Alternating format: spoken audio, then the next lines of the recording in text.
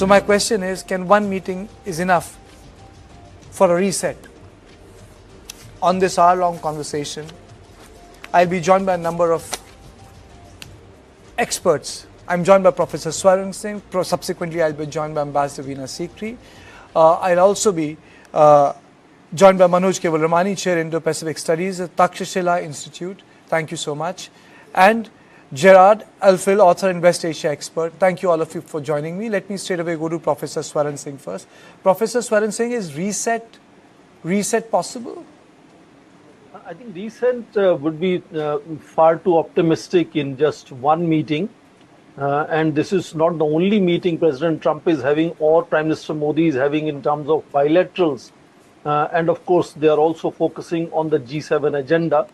But no meeting is not as good as at least one meeting, or let's say one meeting is good than no meetings. And something of a positive spin should come from here.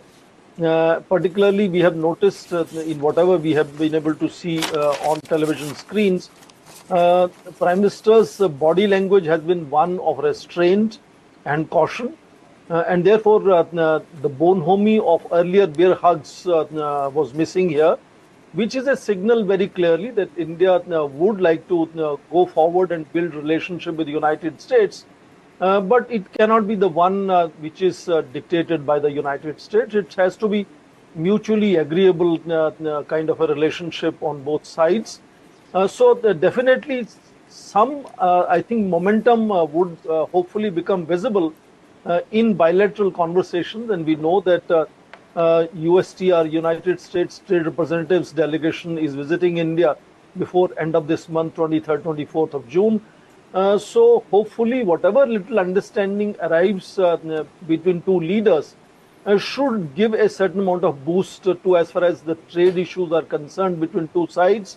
Those are the most complex issues so far in last about 16 months that we have seen. Then there are a whole lot of other issues. I'm sure they'll be debating also or talking to each other how to deal with the situation in the Middle East. I think Friday and signing off that peace memorandum is obviously top on President Trump's mind right now. And whether India can in any way directly, indirectly contribute to opening of Strait of Hormuz or bringing stability in long-term basis in that region. Because if you remember, India was part of the quadrilateral of United States, Israel, UAE and India. So United States recognizes India's credentials as far as ensuring stability in Middle East is concerned.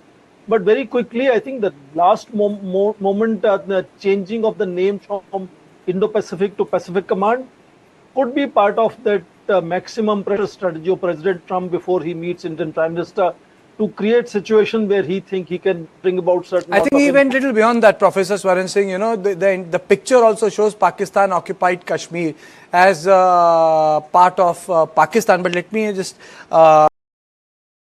Professor Swaran Singh, then where do we place ourselves in the so-called American or the US priority? I think there is no doubt that India remains significant for United States, but we have to understand United States, particularly Donald Trump's foreign policy, either in terms of concessions to Xi Jinping or concessions to Asim Munir. But generally, we notice that Trump has been shrinking global engagement. His list of 65 forums and institutions where he wanted United States to walk away from, he's walking away from NATO and European security. At some stage after last year, August meeting with President Putin in Alaska, he was saying Europeans should co-opt Russia into G7 becoming G8 again to stabilize European security.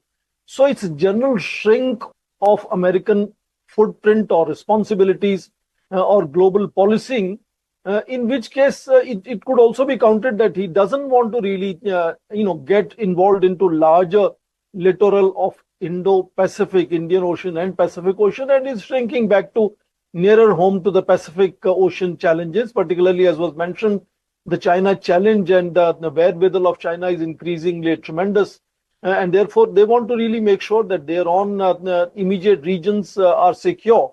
So it could be part of the larger reality, but I agree that this could also be some way of indicating something to the Indian leader or indicating something to Pakistani and Chinese leader.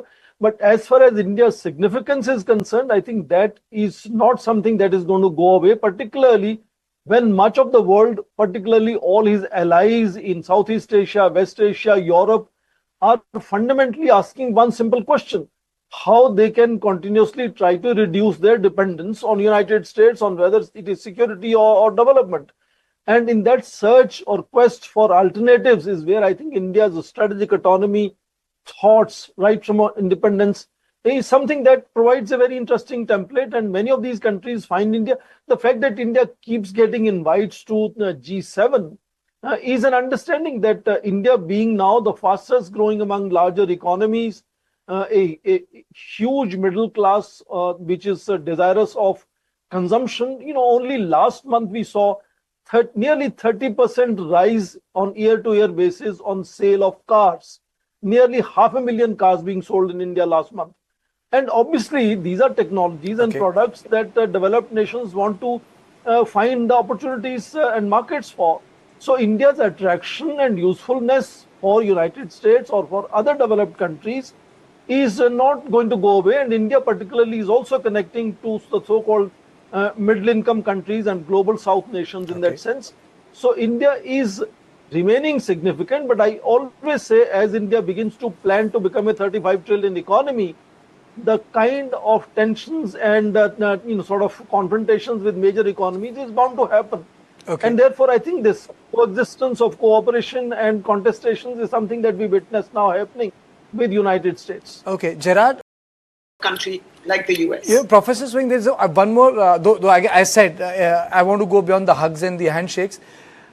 There was no enthusiasm in G7 around Donald Trump this time. No one went to Trump out of the way, which was the case in previous years. Trying to mollycoddle him, talk to him, understand him. It was business as usual, not cold-shouldered, but no one went out of the way this time. Can you, sir, please unmute yourself? Unmute. So all of us are fundamentally, Karthikeya, saying that, to put it very politely, President Trump has a very unconventional way of conducting diplomacy. And, if you look at the way he's handled relationships with his predecessors, with his team members, with Netanyahu, with Justin Trudeau, with Macron, in that sense, his constant praise for Indian Prime Minister is not something that one should not underline. So we have escaped that kind of treatment so far in that sense. But I think that goes not just to Indian diplomacy, which definitely has made its own contributions to ensure that that kind of treatment doesn't come India's way.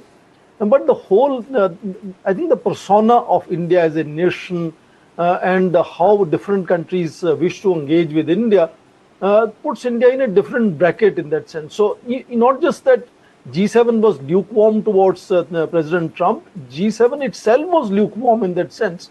And there was no startling decisions to be made. This was increasingly being seen as a talking shop. And the fact that India is constantly being engaged by them, I wouldn't see it as something which is not to our credit. This is a recognition that they see India as a globally relevant country. And very quickly, in 10 to 15 seconds, you were mentioning earlier about India's strategic autonomy having come under question during the initial stages of Iran war. The very fact, as an academic, I would look at it, the fact that we call it strategic autonomy means tactically you can maneuver in one way or the other. And that's not only now. You remember, non-alignment was seen as too aligned to Soviet Union at one stage. Even now, we refuse to condemn Russia in Ukraine. So, the ideal type of neutrality or proactive neutrality is only theory.